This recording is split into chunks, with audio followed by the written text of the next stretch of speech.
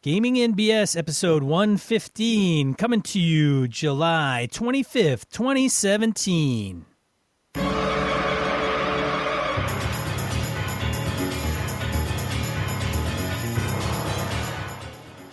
Welcome to Gaming NBS, a tabletop RPG podcast. I'm one of your hosts, Sean. And I'm Brett. Welcome to the show. Welcome back. How y'all doing? Hope you're doing well. Sean, how are you doing, man? Oh, man, I am doing fantastic. So you quit a job and you finally picked up another job. So that's good, you filthy hobo. Glad you're working. Yeah, I quit before I signed an offer, man. I felt saucy. You were like on the razor's edge. That's what you are. Crazy madman. That's the way I roll. Hey, speaking of roll, zip zaps. Zip zaps. Holy shit. We have t-shirts out there now, right? We got zip zap t-shirts. Are they out there? They are up. Although Okay. Ray, our Otis. our designer, yes, our artiste, Our designer. our corporate designer, has futzed with the art that he had come up with, and I don't know if his version is better than his previous version. But I uploaded the original one that he gave me to our store. So there is versions of it outlined in white, and there are versions outlined in black. So it depends on what look you're looking for and what color T-shirt of shirt you put it on and how it looks. I have not ordered any. We have not proofed them. So if you order one, I think Ray did order one from not from our shop, but he put it up on because we use Spreadshirt. He put up a design and ordered it and said it looked good. Sweet. So I don't know. I say that in warning because you could order and be like, this thing looks like shit. And it's not because of Ray's fault. It would be me putting it up in a different resolution or something along those lines. But it should be good. It'll look fine. It'll be fine. It'll be fine. I mean, what do you expect from us? Just remember where the bar is set. Exactly, and the fact that that Ray was nice enough to do this. He does really, really good work. He did this out of the kindness of his heart, and chances are, if it goes bad, it's not Ray, it's us. We probably fuck something up. That's what right. I'm saying. Yes. But anyway, yeah, zip zaps from Gaming NBS, man. We updated our Twitter avatar, which I probably will spread around a little bit too. And we've thanked Ray before, but just one more time, Ray. Thanks, man. That still makes me smile every time I see it. We got some ideas with that. We got some other ideas with that logo, so we'll see. Yeah, hopefully Gamehole, target Gamehole. That's the target. Yeah. So what do we got here? I think we've got onto announcements. Gaming BS banner. One of my buddies, Chad Knight from my game crew up in my hometown, is coming down again with some of his friends and other people I've gamed with up in my hometown. And I think he's actually going to be putting in a board game or two that he's going to run under our banner. So we'll see if he can get that going. Nice. He said, "What do you think about board games?" Yes, yes. And I board said that games rounds are out. not- That rounds out our portfolio, right? They're not off limits by any means. No, they're not. Board games or non-collectible card games or deck builders, any of that stuff is certainly welcome under the Gaming and BS banner. They do not have to all be RPGs by any means. Yeah, so what do we have, Sean? I think we've got like 28 events so far under the banner. 28 freaking events, man. 28. That's pretty cool. Spread amongst, I think, something like 14 people. That is really It's nuts. Yeah, and it's not over. I mean, I don't know who else will slide in there with some. You mentioned Chad and the folks up in the Warsaw coming down. That would be super awesome. And if they don't, that's cool too. Yeah, no, it's just one more really cool thing that listeners, friends of the show are doing. So putting out some good games for gamers, awesome stuff. So little side update. Oh, sorry, go. I gotta say, like Cthulhu is now. He originally put in one event for Call of Cthulhu. He has submitted two more under Monster Hearts 2. I think that's the second edition. Dude's been grooving on Monster Hearts pretty hardcore. He's had a chance to play that game a lot. He's loving it. Yeah, so again, our diversity in games is, I don't know if anybody can touch it. There, I said it, Brett. Boom. Boom, gauntlet drop the dropped. mic. At least at Gamehole anyway. That's right. Yeah, I'm not talking about Gen Con games on demand and all that other crap. No. No, we're just saying where we live, we're doing pretty well. Yeah. All right, so we already thanked Ray in the Zip Zap shirt. That's good. Oh yeah, the Avalon Kickstarter we got together last night to I shouldn't say last night. This last Wednesday, Chris, Kevin, Emily, Tom, and I got together to do some gaming. And we've got kind of in the final phases of getting the Kickstarter put together and getting ready to launch it. Yes, thank you very much. Thank you. I don't have the date yet for its launch, but we're grooving, so I'm pretty pleased, very happy with what we've got so far. So yeah, that's about it, man. Contribute to Brett's early retirement. Avalon Kickstarter coming soon. Sean's just gonna ride the coattails, so I will be Brett's groupie, as though I'm not already, and therefore, like, Brett will just take me everywhere. Like, hey, I'm going to Gen Con, I need a groupie, and I'll be like, dude, I'm in. And then he'll carry my bag, Kelly. What's wrong with you? Yeah, I'll be like Entourage, man. I'll be some of those weasels on Entourage. Wow, that'd be kind of weird. I don't know if I'd like that. Well, I'd have to try it before I'd say I don't like it. Anyway. Yeah, I hung around with Brett, man. He's all right. Yeah, I got to go and hook up with him later, you know. Anyway, you got any more announcements, man? Fuck no. Let's get in a random encounter. All right, let's pretend we got a show. Random encounter. Segment of the show where we field emails, voicemails, comments from social media from our awesome listeners and friends. All of these, I think, are about 149. Well, we'll find out. You start reading, and we'll see where we go. All right, Spencer Clark. I'm in the once a month maybe camp. So if you didn't tune into 149, go back to 149. It's the one before this one because we do know how to count. Math is tough, but we do know how to count. And we did one on the time lapse between running games. So, Spencer Clark, I'm in the once a month maybe camp.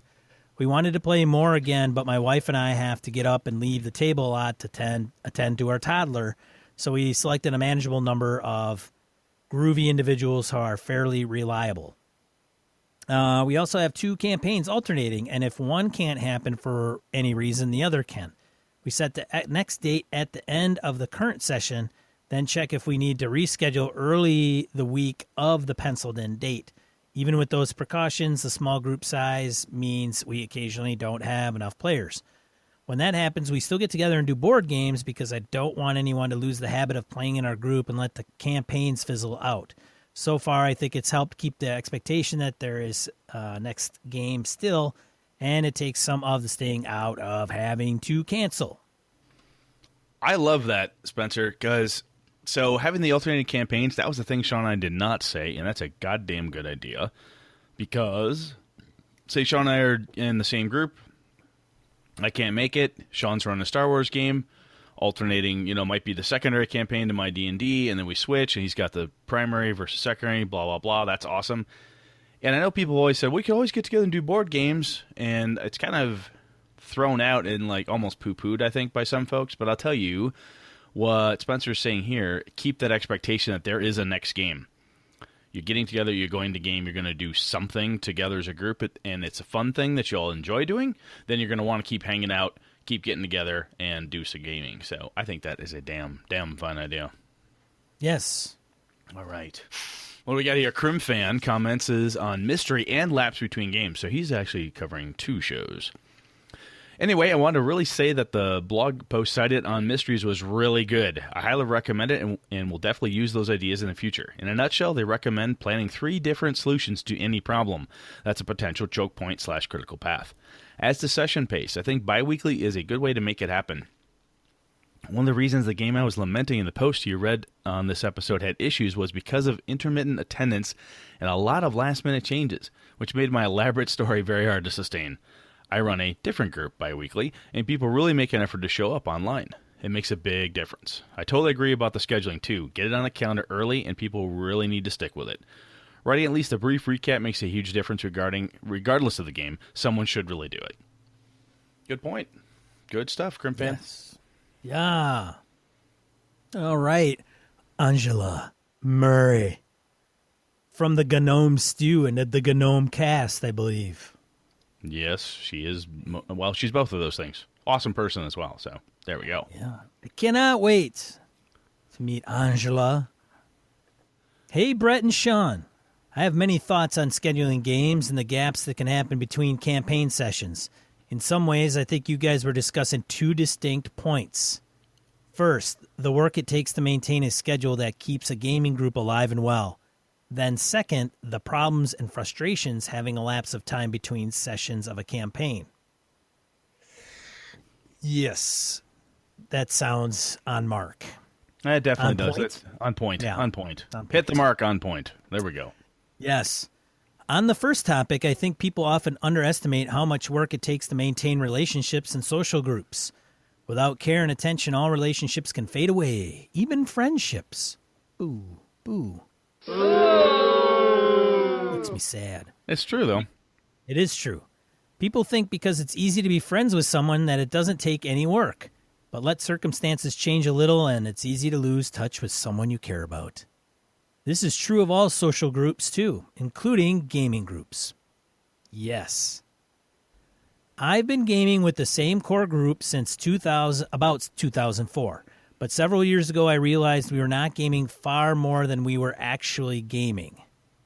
I took it upon myself to try and revitalize the group. Everyone agreed to bring in a couple of new players that we all knew and liked already, and most importantly, to try and stick to a schedule. For the most part, it has worked and kept the group alive and well since then. Thing is, it isn't easy. It takes some dedication to make sure everyone's on the same page for when and what we're playing. Ultimately, though, these are people I enjoy gaming with, and I'm okay with doing what I can to see our group continue.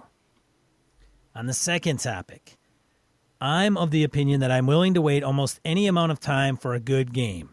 Even a game that only gets played once a year is worth it if it's with the right people and is a story I want to dig further into. Over the years, I've had several games that occur with large gaps between sessions.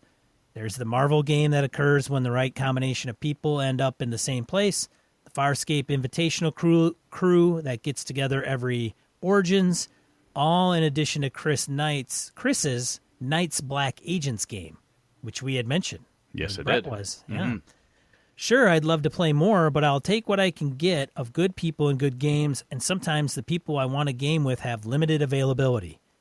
One of the best campaigns I ever played only had about 8 or so sessions over the course of 3 years. We only played when the GM's cousin was in town, usually during college breaks. The game was very episodic at first, but the players had great chemistry, and the GM was able to masterfully weave the episodic sessions into a connected tapestry that led to an epic finale. At this point, I'm used to treating games like a good TV series. It may go on hiatus for a little while, but that doesn't mean I'm not going to be just as enthusiastic when it comes back on air. Sorry for the long-winded reply, but I did warn you I had thoughts. Thanks again for a great episode, Anj. I'll tell you what. There is one of the pieces the first piece that it takes work, and that you've got to put the time into it. I think is absolutely true. And if you've got a really good group, this is kind of what we tried to hammer last time. I'm basically in absolute agreement with everything she said there. It's not easy, and sometimes you've got to take the dice by the bag and make it work. You've got to, somebody has to step up and do it.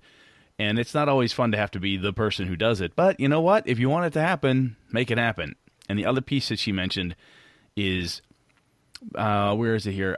Basically everyone has agreed on what they're going to play, and they're on the same page. So even it's that opportunity. It's that, what do I want to say? It's that chance for you to try new games. And somebody says, "Hey, I want to play Blades in the Dark," and you might be like, well, all right, sure, I'll try it. If you're with a good group you like gaming with, try that game you don't necessarily want to play or hadn't really thought about playing if everyone else wants to give it a shot. And that, again, helps to keep the group together, because that person who's really hip about that new, different thing that they want to try, if you always shut them down, it's hard to keep them coming back to the table. All right, enough of Brett babbling. So Eli Kurtz, Patron of the show, comments and says, Thanks for the shout-out about Caltrops, gents, recording the episode's topic.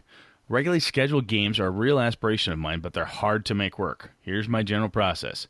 1, I aim for 3 to 5 players, so I start by contacting 6 to 10 to let them know I want to go on a game. Shoot high. Yeah, well, you've got a percent of loss, blah, blah, blah. Number 2, I suggest a couple of settings to see who's still interested. After setting is decided, I suggest a few dates that would work as a regular meeting time. Setting on just one date typically weeds out a few more players. Only after that point do I start making characters. My hope is that players who are interested enough to get the drudgery out of the way first are interested enough to attend regularly. Setting a particular date is also nice because it allows people to anticipate it on their calendars. The major source of trouble comes from irregular schedules at this point. Most of my players are either actors or involved in some kind of gig-based evening side hustle. If I schedule for Tuesday night games, for example, that means actors have to drop out for months at a time for rehearsal and performances. It's impossible to predict when you'll get cast in a show, so there's really no way to find a single weekend that will work all the time. Curious to know how others approach this. Anybody else game with people who have unpredictable schedules?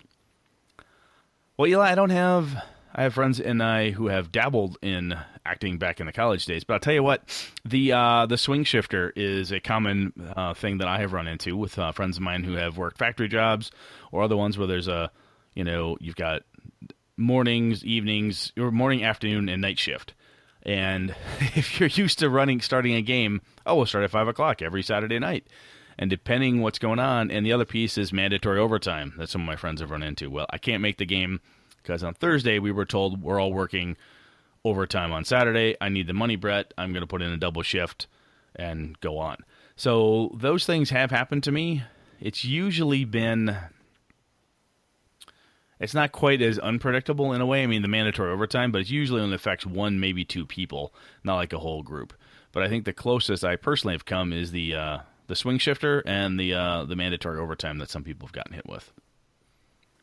Yeah, it's mostly, I think as we mature professionally, many of us, not all, but many of us end up getting the 8 to 5 corporate job.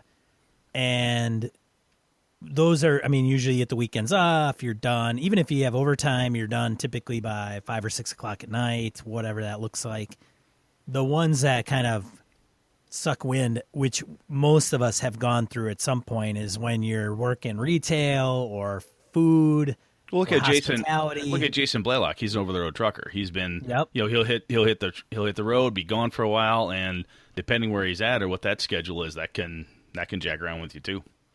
Yeah, I think many times it has to do with like outside the corporate 8 to 5 job. If you get a job that's like anything but that one, you're always susceptible to your schedule's made out a month ahead of time, and it's never consistent. And then, of course, you're like, if you're in the trucking and transportation industry and all that stuff, then you start getting in. And it's unfortunate because you get some of those folks that are like, they're probably some of your die-hardest gamers, but they just can't make every single session on the same day of the week. Yep. Every week at the same time. And it's like, they may even just be able to like make the final 2 hours or, then you're, they're coming in at the halfway point and you try to accommodate them because they're the ones that probably really try the hardest too. Cause they also they understand like, well, my schedule's all screwed up all the time. And I don't want to be the person that's screwing everybody else, so I'm going to haul ass there to make it work. Yeah, so it's those. I empathize with those folks because man, totally not cool. Like, just imagine, Brett, you and I have kind of standard schedules, and then these people don't, and they're trying their asses off.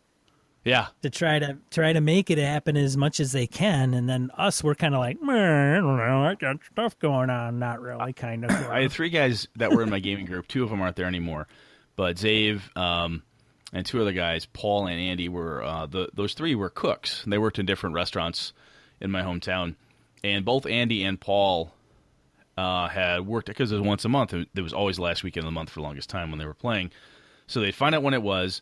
They'd schedule that day off. And on one occasion, they each had the boss say, no, I need you because blah, blah, blah. So fuck it. I can't make the game, Brett. Second time it happened, Paul said, I quit. And the guy's like, what? He goes, no, I told you a month in advance. It's more than enough time. I quit. And he walked off the job. They called him back and back to back because he was amazing. And Andy, same thing. He was the kitchen manager guy, and he got pissed off. It was like second time they're going to do it to him. He's like, "Nope, fuck you, I quit." And when they when they show up in their chef whites, and you're like, "Aren't you working?" And Paul looks at me and goes, "Fuck them." I'm like, "Okay, let's roll some dice, brother. It's time to kill some orcs, man." I'd bump up their guys like one level just for their panache. Yeah, the chutzpah it takes to quit your job just so you can game. That's pretty ballsy. How many XP to your next level? 4,000. Bing! Congratulations. Done. All right, moving on. Larry Hollis. Yeah. Yeah, Larry Hollis says regarding... Sorry, what? Well, I'm reading, man. Go ahead. Go ahead, man. I thought you read the last one. I want this one. Right. I did, but I want this one. Regarding episode 149... Larry says, "Man, if you have issues with gamers flaking and have too many people who want to play to make it feasible, get yourself a West Marches campaign." He's referencing Matt Colville's West Marches campaign. He's got a link in the show notes to Matt Colville's YouTube thing for he's running 5e. If you haven't seen Matt Colville's YouTube channel, I have a lot of fun watching it. I don't always get a chance to see his episodes when they come out, but I'll get a time. Like in a weekend or something where I'm just kind of putz around in my home office and I'll let it go and I'll binge watch, listen to a few of them. So it's some good stuff. The dude looks like fucking Brett. He does not. He's got a rounder face, but he looks like fucking Brett. He's got the beard. He's got the pepper. He's got the same hairline. I'm telling you, he looks like Brett. So if I ever get to meet Matt Colville in person, I'll get a picture side by side with him. That's what we'll do. That would be awesome. If that ever happens. Chances of that happening, nil, but if it happens, I'll do it. Hopefully he won't punch me out like Monty Cook did. So, now he doesn't have a reason to yet. Not yet. Still early. Absolutely. I'll piss somebody off. Carry on. Continuing with 149, Michael Parker. I think I found a sweet spot, patron of the show. I think I've found a sweet spot with my current schedule. Last year, there was a period where I was gaming face-to-face every Tuesday. However, it wore a bit on my family life, so I switched to bi-weekly. In the last couple months, I've slotted in another bi-weekly game on Roll20. Hey. Not bad. On the off weeks to the face-to-face game. Yep, that's almost exactly the way I've done it too, Michael. That I run when the family is in bed on Friday nights. This affords me the opportunity to game at least once a week on a consistent basis while maintaining game/family balance. Yep, totally with you. The staggered weekly schedule also allows the occasional weekend or midweek game should they come up, so I can average 1.5 games a week, which, as mentioned, feels like a sweet spot. For a while, I had another bi-weekly game going on Mondays, and it did start to seem like a lot. However, this was just a playtest group that was together for a finite amount of time. Regarding the lapse between bi-weekly games, I tend to agree that it strikes the best balance when it comes to anticipation and continuity. The extra week gives players time to reflect on what happened, and by the God's graces, write a goddamn recap once in a while. It gives the GM time to write, prep, adapt the game as needed, and arguably most importantly, gives everyone the time to miss the game. As in, like, I wish we were playing. I miss doing that. Yeah. At the same time, so much time hasn't passed that it takes an hour to get everyone back up to speed, or worse, people start to lose interest. Great episode as usual, fellas. Thanks a bundle. You know, I think there's a piece there, and we talked about it, and at least I mentioned it, I know, and Sean did, I think, as well, is the war on the family life. So it would be awesome if I could game, for 8 hours every week or weekend, where I could go, hey, it's Saturday, it's game day, and I could just do that. So for me, from a family life perspective, one of the things I've got going for me is I've got kids that like to game. So whenever I want to game, I can get AJ or Alana and Connor if he is still around. He hasn't shipped out to Air Force Basic yet. But anyway, point is that I think it's really important to make sure that just family tip, if you're pissing off your significant other and or children and missing them because you're too busy rolling dice, that's been the death knell for many a gamer I've known over the years. Oh, I can't. My wife won't let me.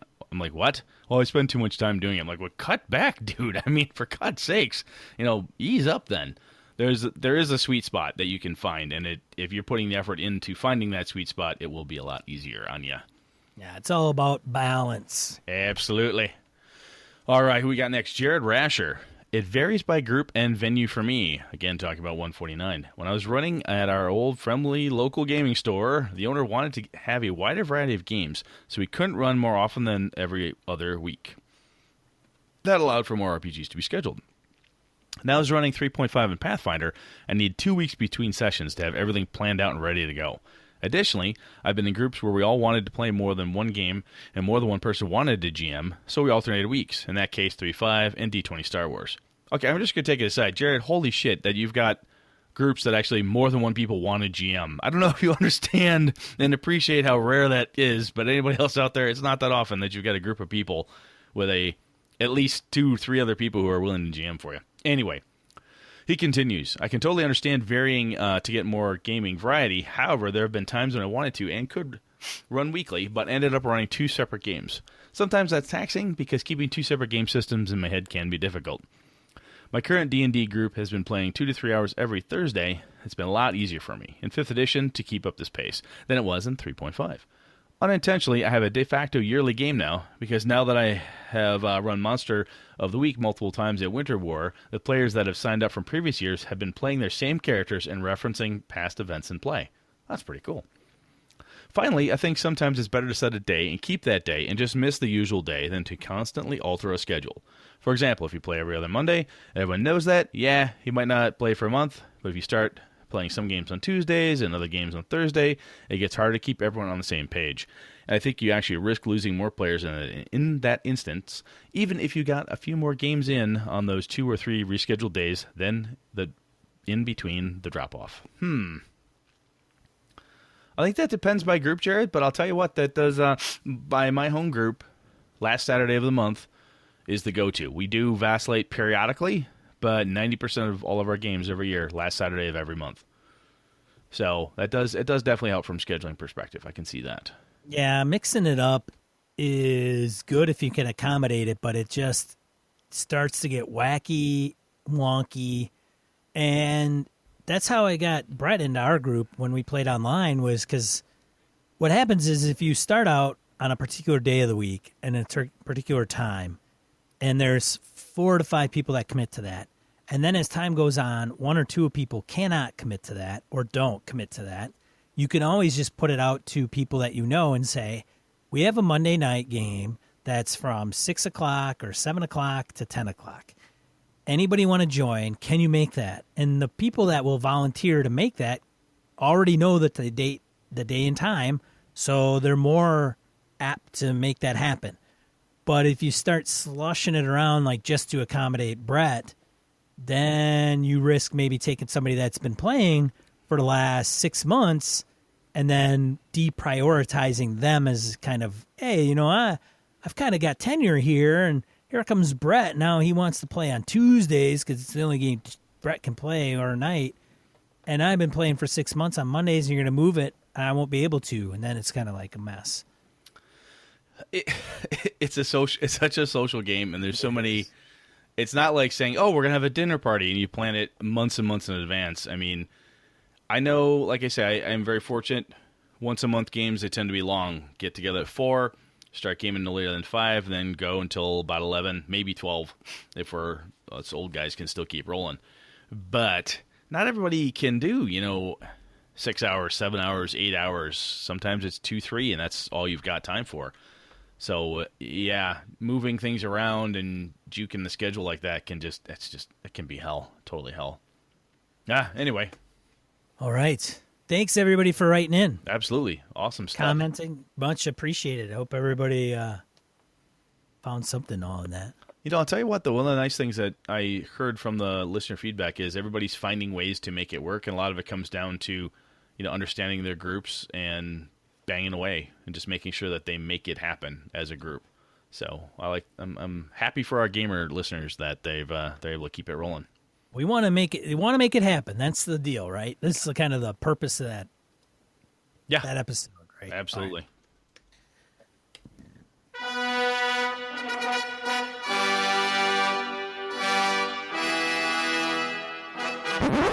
All right, Brett. Mega Dungeons. Mega Dungeons. And if you're a fan of riffs, it's maybe akin to Mega Damage, which is one of the dumbest things in the world, in my opinion. Anyway. Mega Man. Mega Man. Through Yes. Mega Dungeons. Or Megatron, or anything else that's mega. So we had a couple of listeners talk about this. I know Dan Domi and a few others are actually, Dan was talking about on his Facebook account how, and I think he even mentioned too in G+, that he was going to plan like a mega dungeon. I think he was going to use Barrowmaze or one of those. And I remember seeing at one point, it was at Gamehole Con, and Noble Knight was there, of course, and they had the world's largest dungeon, which is this big, fucking huge-ass book. It's like I can't remember, it was $100 book or something crazy when it first came out. It's as thick as Tullus, if you know what Tullus is. Monty Cook's Tullus, which is... Yeah. I don't know if it's 800 pages. Yeah, it's not quite, OED size, but it's fracking big. It might be 1,000. It's just gigantic. Anyway, so I see that. It's like the thickness of a very good-sized community's phone book. And yes. for those of you that don't know what a phone book is, we used to get those... Senda, which doesn't listen to the show. No. So it's big. Anyhow. So I thought, their mega dungeons are kind of cool. I do have a love of dungeons. Part of it is because I'm an old D&D player, and dungeons were where I cut my teeth. And a lot of people I know like, it's still in the title of a lot of games, Dungeon Crawl Classics. It says fucking dungeons right in the title, right? So Or Dungeons and Dragons. Still in the title. Exactly. So, Sean, before we get into kind of some more details around it. Here we go. Here we go. Here's the question. Have you ever run a mega dungeon or been a part of one? Mega dungeon. I'm trying to get you to prove the fact that you're worthy to talk about this topic. You let me down every week. Dude, I don't know why 150 episodes later you expect anything different. I'm trying. I'm gonna hit the Sean Kelly sweet spot at some point. It's coming. Depending how you define a mega dungeon, I don't think I've run a mega dungeon. I haven't. I've run Pharaoh. I've run, Ravenloft, which is a castle. Mm-hmm. I've run, I've run a few others that I can't remember. They all blur together, Brett. It's a one mega dungeon, really. But I've never ran like, okay, everybody, we're going to run a dungeon crawl, and it's going to be... That's it. Like, you're in a dungeon and you're going to be there forever. Yeah, I think so. The term mega dungeon, when I hear it, you usually think about it like this from a definition perspective. Multiple levels. When I say multiple, not like 3, 4, or 5, but 10, 15, 20. I think box sets. I think huge goddamn box sets like Undermountain, where it's got a huge layout of, where 1 square equals 10 feet. If you unfolded it, it would cover up most average-sized kitchen tables. Level 1. Level 2 is just as big, if not bigger. There's ups, there's downs. There are different themes, often in a lot of these different areas. If you think back to some of the old-school stuff that Ernie Gygax and other people talk about in the old Castle Greyhawk stuff, where you go down, you run into, like, the level of corridors or something. I'm making that up. But there'd just be this level of nothing but hallways with random doors or teleportations and themed levels. Like, this is the level where the Drow all live. And this half of the dungeon is where the, Uruk-hai or whatever you've got going. And sometimes there's a place outside this mega dungeon, which is always kind of funny. There's this huge hole in the ground with a metric fuck ton of monsters. But for some reason, there's the village of, Adventure Town, and you can go there and stash up, heal up, and go back into the hole. I love Adventure Town. Adventure Town's awesome. Adventure Town sounds so happy. Everything in it, all the costs, everything in it is, the player's handbook has all the stuff that they have. It's great. Why are we not writing this shit down? Like, hey, in our campaign, so everybody starts out in Adventure Town. Exactly. That's because we get rode out on a rail. That's why. Oh, I said rail. Rail. As in drink. Yes. Or no drink. Or trains. Trains. Anyhow, so the other component with Mega Dungeon, and you, I think, hit it on the head, is we often think, okay, this means it's a dungeon crawl that never stops. Right. You go into this thing, and your goal is every room, every corridor, every trap, every monster. Bang, bang, bang, bang, bang. It's this huge event where you go from room to room to room to room to room, ignoring the fact that why in God's green earth the wild elf druid who's been living most of her life in the great sunny glades of the Everton forest is now 2 miles underground and not feeling claustrophobic. But it's just, who the hell would want to go into that shit? Adventurers, dude. You know why? Because adventurers are fucking psychopaths. They're insane. They're crazy people. What's in that hole? Well, the hole is 3 feet high. I know, but what's in there? I think there's a pack of kobolds. I bet they have treasure. Head first. I mean, what's wrong with you people? Anyhow, it's like a city turned upside down, right? Where it's just everything layered out. It's this massive, massive construct. So, Sean, can you, if you think about just thinking about those concepts and whatever, why would you even want to do a mega dungeon? Does that sound at all interesting to you? Part of me does. And I would almost... It's like that little part of you, I don't want to say it, but it sounds kind of fun. It does kind of sound fun until it isn't anymore, which is probably like 3 sessions in. Yeah. It does interest me, and it interests me more to do it on Roll20 because you can do dynamic lighting. So if you just dump, if you can, because if you dump a dungeon and it's big and it's just a large file, you could be ruining a lot of lives on Roll20. That's true. But I mean, if you cut it up or whatever, you could put in dynamic lighting. And dynamic lighting in Roll20, I know this is kind of off the beaten path, but when you get into Roll20 and you put dynamic lighting in there, it can get pretty freaking cool. And I'll tell you, and I'll explain it to you. If you Google it or even go on YouTube, it'll show you how to do it and the way it looks. So I'll give you an example. So if, say, Brett, James, and Kev and Angela are going through, and Angela's character has, they're a token on a grid, and they're moving through the dungeon, and maybe they're all 3 in different scenarios. And Brett has infravision or dark vision, and Angela's character has a torch, and you put in dynamic lighting, and you put a sconce on the wall, and that has a torch as a light source. It actually casts shadows, and then depending where Angela is and who is near her, we'll be able to see how much light the torch lights up on the map. That's very cool. And if Brett is not in there, he, like on his screen, he will not be able to see. And if he doesn't have dark vision, he will not be able to see anything. That's awesome. So it is pretty freaking cool. It does take some time to set the shit up. And for a mega dungeon, it is no freaking joke, I'm sure. Well, I'll tell you what, the other piece that draws actually is that aside was rather handy because it draws on the whole mapper concept, right? Somebody, if you're going to do a mega dungeon, it is really, in Brett's opinion, you can do, I do a lot of theater of mind. It's not like you can't do theater of the mind, but somebody somewhere in the group needs to keep a map because at some point, to me, that's part of the fun of the mega dungeon is trying to figure out where it all goes. Again, to scale, how do you use maps? Do you use like little line drawings with like labels or whatever hell you want to do? Fine. But one of the things that I've had people say, I don't want to do that. I don't want to map like that. It's a lot of fucking paperwork. And yeah, it can be. I mean, if you do like Temple of Elemental Evil, even or Undermountain and so forth, they're big goddamn things. Castle Greyhawk, it's a big goddamn place to go. And Barrowmaze, I've looked at that. That's tons and tons of stuff. And if you don't map it as players, you're going to get confused. The game master will have a pretty good idea, of course, of where the hell y'all are. But as players, or I should say as characters, you're going to end up confused. And I think there's a weird piece of it. Almost doesn't like from I joke with Adventure Town sitting right outside the eternal caverns of doom. There's like an ecological. That doesn't make any sense, Brett. You mean to tell me that like 10 levels down, there's a beholder colony? They haven't just taken over? What the fuck is going on?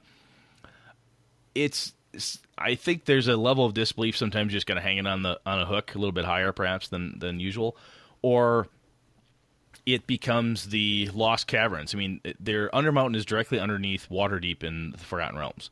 So there's this huge, wonderful civilization right on top of this the biggest goddamn graveyard in all of Faerun, and you just go down, down, down, down, down, and you just keep playing and doing whatever. But when you have ways to get in and out of it, that makes it a little bit more fun. When players can go in for a little bit, adventure, clear out some space, go back to Adventure Town or Waterdeep or wherever you come, or Greyhawk City. Whoo, got our asses kicked, heal up. Oh my God, Sean died again. Better raise him, or whatever it is that you're doing. No, you got to go get Sean's other character. Sean's other character. Yeah, his main character died. Now, how do you get Sean's new guy into the party? And that's a very good point, because when came across them in the dungeon, chained up, and Exactly. There's a longsword across the hall. And mega dungeons are also, in my opinion, when I have read them or dealt with them on little bits, is you have a lot of those dungeon tropes, right? So you have the myconids, the living fungi people living off in this corner. They're having a battle with kobolds who are trying to invade them, eat them, blah blah blah. So you could show up and have to help the myconids fight off the kobolds, or help the kobolds destroy the myconids, or whatever it is that you do. And you do that thing, great, I've settled this. Or you kill everybody because you're frickin' murder hobo monsters. You destroy everything, take all the loot, and then go on to the next little micro ecology within the Underdark where you're roaming around. It can be a lot of fun, and from what we talked about in 149 about groups getting together and so on, when you have a dungeon and I know exactly what I'm here. I'm here to plunder, loot, pillage, or at the base of this thing, I'm looking, or even if you say I'm looking for the wizard, Madrak the Mighty, who has stolen so-and-so, or he's got a book and he's hiding in here somewhere, and I'm hunting the fucker down. Whatever the goal is, it's in this space, this confined space, and you're in there doing it. It's no different than trying to search all of Waterdeep or New York or wherever you're roaming around looking for somebody or something. It's just done underground, usually. Right. So I think there can be a lot of fun. The interesting thing is, my opinion would be, don't be surprised when your players say, that was fun, can I go overland for a while, right? Or that was fun, let's go to the kingdom and have a jousting competition. Let's go over here and try something different. Again, regardless of what game system you're using. And we could probably try to stretch the Mega Dungeon thing into like a sci-fi or modern scenario. But anyway, there's going to be a point, I think, when most groups will be like, wow, we've been doing the grind for quite some time, and it has a very repetitive feeling to it. At least that has been my experience with really heavy-duty, multi-session, deep in the dungeon events. Have you encountered that as well, Sean? The grind feel? The grind is not wholly uncommon and lost upon me, no. However, as I'm sitting here going, God, I really should run a mega dungeon. I think so we haven't gone into creating one. We aren't going into, maybe we're going to go into that. I don't know why the players would be there. I don't know. Why did it even exist? Yeah, I mean, those are all really good things to have to figure out. So that's why, if we're going to do it, what do you want to include in it, right? So I guess before we jump into that, I would say the other nice thing about buying a mega dungeon, or even if you design one, you simply take it, crack it in half, and you have a smaller dungeon you can use multiple times. I have used the Undermountain maps a shit ton of times in multiple worlds, multiple pieces and components of it for dungeon use in other places, because it's an easy, ready-to-go pre-populated or pre-mapped out chunk. So using a mega dungeon in pieces can sometimes be a regular pit to steal ideas from when it comes to dungeons. But anyway, Sean, yeah. What if you were going to design a mega dungeon? What would you want to put in it? What would you do? How would you go about it? I would probably consider eliminating it from thinking of it as a dungeon.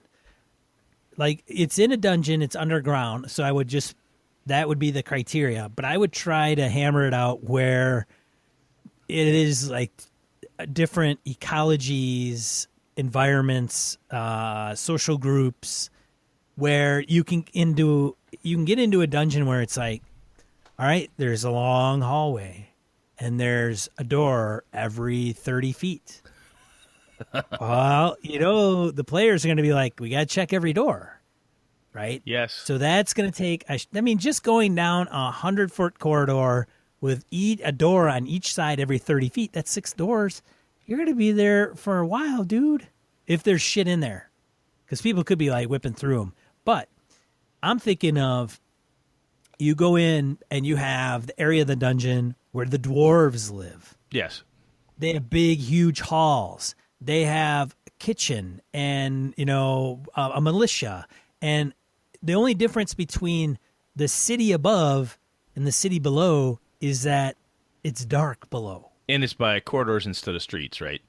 Yes. You can't just say, oh, I'll cut through this alley. No, you go down this dwarven carved corridor to the natural cavern, down the sinkhole, over to the left, through the pool of the Kuato, and now I'm where the drow are. Or whatever. Right. The dwarves have their mines on the sides and all that stuff. Got it. But it would have to be encounters that are not going down, random encounters, door smashing. It would be, there's maybe politics that are involved underneath. So the dwarves are screwing around with the drow or whatever. Oh, great. Now you become involved with that. And then you have to work those angles. So it's not just going down and, and you could survive down there. Like, you don't have to get out because you'll come across the place that has food, or there's a marketplace down there. Yes. Right. So yes, you just take it. But the nice thing about that is you incorporate the dungeon pieces and components that are what everybody equates what a dungeon is to that ecosphere. Yeah, so if you take everything that you normally have in the city and the surrounding areas and just sink it underground, put a layer of rock and mountain on top of it, and then you have dwarves with their silver mine, and they've got a problem with Snurfneblin, the deep gnomes, who are trying to work out a deal with this other thing. And by the way, there's also a necromancer who's been kind of roaming around, and periodically you've got Umber Hulks that are showing up, or Mind Flayers. Again, we're using D&D monsters here just for familiarity purposes. But I like that idea. I think that is definitely what I would do as well, because if it's just 10 foot, 10 foot wide by a 10 by 10 corridor going down 30 feet, check the door, there's an orc guarding a pie. You kill the orc, eat the pie, move on to the next one. We slid in orc and pie. And then then you move down. And then, it's a group of, goblins gambling or whatever it is. But if you're doing that, then the goblins and the orcs, is there a DMZ, right, between these two different warring factions? Or if there's goblins down there, should it be 2, 3, 4, 5? I don't know how big you want to do it. But different clans or tribes that may be trying to war over the Rothi, the underground cows, or whatever it is, whatever meat or supply that lives underneath. It's a huge, nasty thing that lives in the Underdark, in case you don't know. Anyway, so food is a big issue, clean water, all that stuff. So it's almost like living in an incredibly hostile environment from an environmental perspective, but because you've got the dungeon flavor on it, right? Instead of saying, I'm in a desert, I'm in a mountainside, or I'm in the wastelands, I'm just underground, which is kind of like a desert and a wastelands and horrible, broken, badlands terrain because of the rocks and all the creatures that live down here. I like that idea. I think that's that's a better approach than just trying to do 10-foot corridors everywhere. So the DMZ, Brett, is all about the space in between those groups. So what may be very carved out, and there's the dwarven civilization, and then there's whatever beasties, another civilization. In between is maybe the roughed out, carved out, rough cavern, natural caverns. Maybe it's an extinct, haunted component, but it's between those. And in order to get to those, you got to go through there, and then that's got some dynamics. Or maybe there's a labyrinth, actually, that connects the two.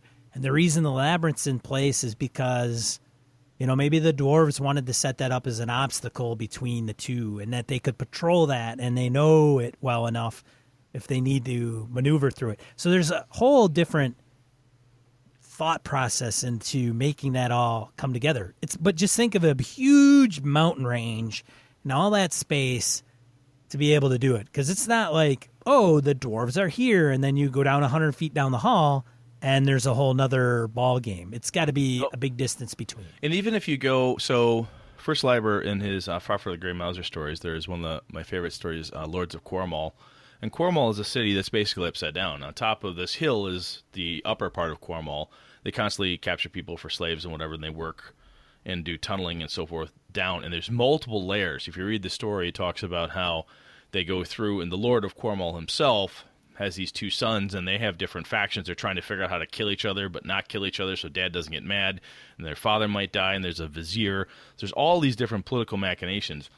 Library doesn't initially go into D&D style monsters, but if you read that, the political components in there I think are great fodder and really good examples for what Sean's talking about, which I absolutely agree. I think that makes it more interesting, because if you're down there and you say, well, it's this, excuse me, it's a doppelganger group that lives here, and they're like, look, we're not trying to do blah, blah, blah. We're just trying to survive. The problem is we're being hunted by this other group of creatures or whatever it is, so we would like to pay you to help us take our people to this meeting place because they're supposed to be working out a truce. So you've got caverns and passages and all these different things, and in the middle is this DMZ, as you said, and that's where the truce is supposed to be held. So you have an escort service from each side. You've got potential assassination attempts, all this really cool shit. It's just happening in a confined space, which makes it could tactically change things up a little bit, because you're no longer in open plain or anything like that. So I like that. I like that a lot. That's pretty cool. I think, though, there is a piece of the traditional dungeon aspects that you can and maybe should throw into, right? Have those doors, those passages, the orc guarding a pie, the green slimes and all that stuff. That's always good to have. But oh, sorry, go ahead. Yeah, I was going to say, most definitely, man. I think you're dead right, though, that if it turns into a dungeon crawl that never ends and it's just like go down the hall, kick in the door, look for traps, listen at the door, that becomes very monotonous and just not all that much fun, at least in my opinion. So to spice it up, you can start with that, and then that one door you crack open leads into a place where there may have been a landslide or something, and then you end up in this deeper, darker, oh my god, there's a whole world down here. Now, to step out from that for a second to talk about characters, I joked about this at the beginning, but I think that this is one of those things that kind of start with the ground rules or the session zero with your players. Say, look, you're going to be underground a lot. When I say, well, I want to make this wood elf druid who loves open spaces, and she's a weather. She worships the goddess of weather, and she's all about calling lightning and being this really cool person. You might have to say, yeah, but you're going to be like a mile underground. I wouldn't do that if I were you. Or you're gonna, I think that really being upfront and honest, saying, look, I'm planning most of the encounters and adventures are going to take place underground. If you come back out, it'll be for brief bits of time. The action is going to be underground, and making sure the players make characters that are suited to that. They could be uncomfortable being underground, right? You could have that fighter who's doesn't like it, is a little claustrophobic and feels the weight of the mountain on top of him, or doesn't like tight spaces. But having somebody who's a hardcore cavalier type person whose major feats and skills are all about being on horseback, probably not necessarily the right dude to send down a hole to go fight kobolds. Right team for the right job. Yes. But you can still have the political, because if you say, hey, there's political machinations and that stuff in there, you're highly skilled bards. Knowledge for wizards, because you're going to show up and you're going to encounter strange lost magics. Your clerics are absolutely needed. The folks who know about religions, because you're going to find other things, archaeology type of perspectives. All that stuff will be really handy, because you're going to encounter all sorts of lost and forgotten things. But, I definitely think a decent mega dungeon is all about the ecology and the fun of dealing with the different, kind of the upside-down world aspects of it. So, therefore, when I think mega dungeon going forward, I want to make sure when I want to pitch that to the next group, I want to run a mega dungeon for all the stuff we just said. That's what I got to remind them of. Like, hey, this is all going to be down there. You won't get bored after 2 sessions, I promise, because this is what's coming. That seems to make sense. I like that. Yeah. Cool. Now, let me think here. Do you own any Mega Dungeons? I do not. I don't offhand. Like, I don't know. I don't have anything I would call a Mega Dungeon. No. Okay. You own Tolus, though, don't you? I do, which is all city adventuring. So if you took that, all urban. If you took that city and dropped it 500 feet underground. I could, yes. Just saying from an inspiration perspective, right? Yeah. Right. True. I have the Shackled City. I don't know how. I have the Shackled City hardback. Okay. That's, I think, pretty underground. I think it's like, I think I started reading it and it takes place in a volcano. And then it goes from there. But I don't think it's all underground. I could be wrong. But yeah. Okay. I mean, I do have Undermountain. I think I have Undermountain, the 3.5 version. Okay. I have I have the box sets that came out. Yeah. First, second edition box sets. And those are more toolkitty than they are actually saying, this room has this and this room has this. It's got hints and tricks and things to do. Excuse me, but it's not a world's largest dungeon or a Barrowmaze where it's kind of room by room, this is what's here type of thing, but it's pretty goddamn big. Yeah, I thought I knew somebody who was going through world's largest dungeon, and it's like, holy shit, man. Like, how long would it take you to get through that thing? I don't know. Some of those, the other component, too, is that I honestly think that at a certain point when the player's like, wow, this has been fun, but are we done yet? I think by setting up a couple different, even if you have the political machinations or whatever, there is a goal or a couple of goals, so that way when the group has gone through, they've accomplished a few things, like, okay, cool. How you guys doing? Yeah, I think we're done with this. And she's like, no, I want to keep going. Everyone else is done. All right, fine, we'll go back to the surface. Or, we really like these characters, though, let's take them back to the surface. Or, that was fun, let's go play Dangerous Space Jail or something different, because if I ever see another, 10 by 10 corridor carved with stone sloping slightly down, I'll go crazy. It might, it might be that time when you ate an entire pint of ice cream and went, wow, that was a bad idea, if you're not careful. So I think the last word of warning from my perspective anyways, take the player's pulse and see how they're liking it.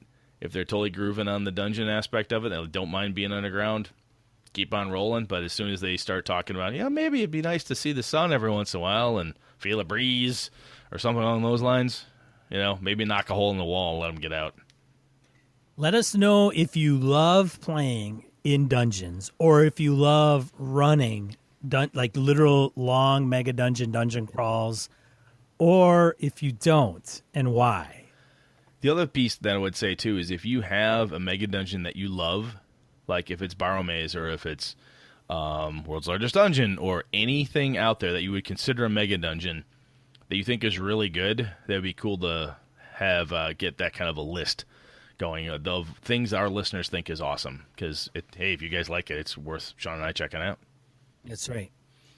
All right, let's get into die roll. Let's do that. Die roll! 24 miscellaneous point scheme and Greek green want to share with you. I've got two. The first one is there was a secret Nazi. I love this. The title was Secret Nazi German Weather Station. Nazi and German, I thought, kind of went side to side when it came to World War II. But anyway, secret Nazi weather station in Canada, apparently, was discovered 38 years after it was built. Link in the show notes. The reason I like these types of things are, again, for your Delta Green or just that lost, you come upon a thing, and you're like, what the hell is this? And then you have the great opportunity to spring crazy wildness upon your players. And a bit of, not necessarily shocking, but like, oh, I didn't know they were in that dire straits, but Geek Chick is bankrupt / going out of business. The people, Geek Chic, you Geek dork. Chic, Chick, Chic. Zip zaps. Zip zaps. Geek Chick. I didn't say chick, I said chick. Oh, okay. That's much different. Anyway, they're going out of business. They're bankrupt. Patrick Rothfuss and other investors are left high and dry. Apparently, word on the street is, from what I've seen different people posting, that They like merged with or bought another company. They had debt problems, but they're done. I've never met anybody who didn't think their products was really cool and went, "Wow, that'd be neat. I wish I could afford one." I've never actually met anybody who's had one. Everybody I know has said, "Boy, that'd be really neat to have," but oh fuck, the price point. And every once in a while, you kind of go look at the website and go, "Wow, that would be really cool to have," but I can't spend $4,000 on a table, and you move on. But Sean, did you know anybody who ever owned one? I do not. The closest don't know. sexy gaming table I've ever seen is is Monty Cook's old one that Alex Camera has in the Gamehole. Yeah. But other than that, I've never seen one in the wild apart from at a convention. But anyway, kind of sucks. Out of business. Over to you, sir. Yeah. Michael Parker, patron of the show, started his own podcast called The Closet Gamer. So if you're interested, take a look at that link in the show notes. Congratulations, Michael, to launching that podcast. We wish you all the best. Stick at it. I know there's a little bit of actual play talk in there and some other things.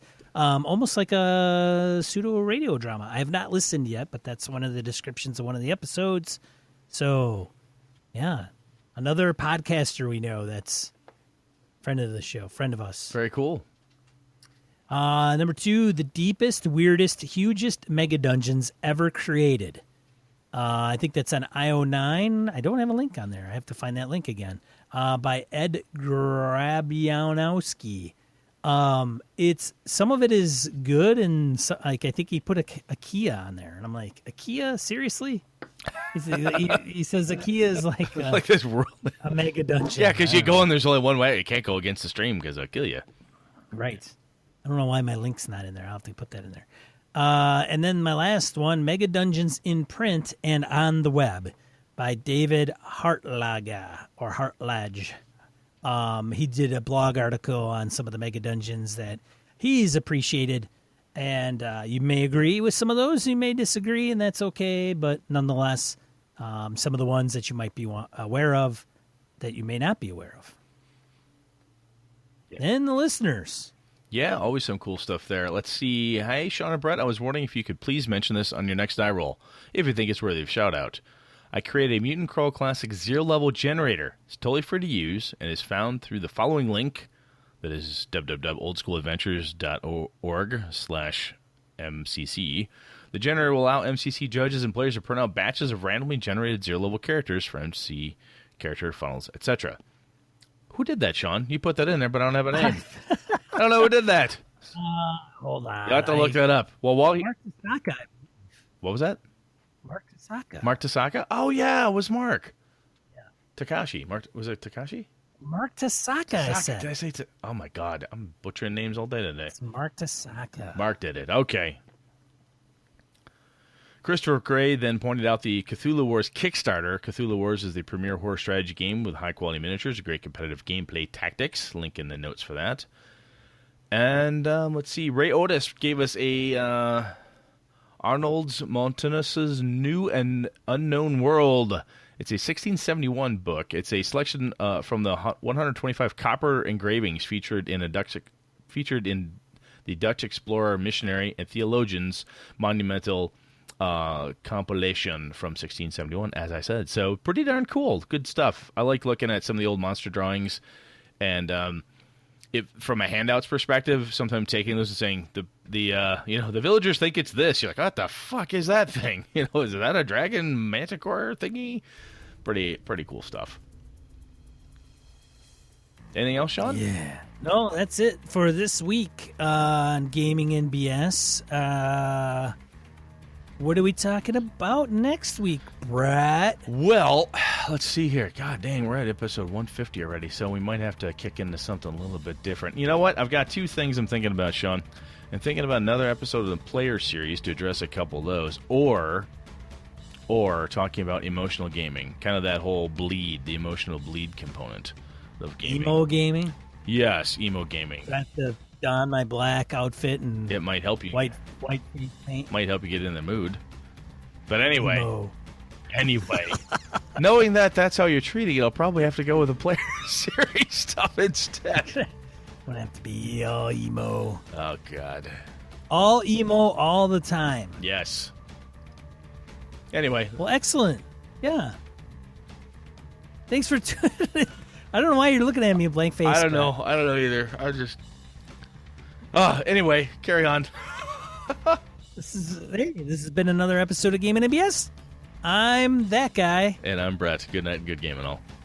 Gaming NBS brought to you with the help from the following patrons: Christian Sexy Voice Serrano, Kevin Lovecraft, Joe Swick, Brett's Biggest Fan, Jeff Rademacher, Forrest Aguirre, Mark Anthony Benedetti, Eric Jeppesen, Andy Hall, Sean Nicholson, Tim Jensen, Knights of the Night Crew, Palladian, Remy Bilodeau, Jason Hobbs, Wayne Humfleet, James Carpio, not Caprio, Pure Mongrel, Lord Tentacle, Corey Johnston, Eric Tankcounter, Brandon Barnes, Mark Tasaka, Tim Shorts, Dan LaValle, CW Mellencamp, Craig Huber, Eli Kurtz, The Lost Sailor, Graham Minert, Todd McGowan, Roger Braslett, Misdirected Mark Productions, Old School DM, Jason, Christopher Gray, Finolf, Ray Otis, Mirko Froelich, Eileen Barnes, Tony Sugarloaf Baker, Todd Crapper, Michael Parker, Jim Fitzpatrick, Michael Drescher, With Static, Alexander Auerbach, Rodrigo Beowulf, Neil Benson, Ron Blessing, Evan Harrison Cass, Chris Steele, Eric the Hoffman, Jared Rasher, Stefan Dragonspawn, Soldiers of Misfortune RPG, Christopher Lang, and Curtis Takahashi. For the cost of a coffee shop coffee, you could support the show for an entire month. Consider heading over to gamingnbs.com/Patreon. That's Patreon. Thanks, patrons. Thanks, listeners. This has been a Litterbox Studio production.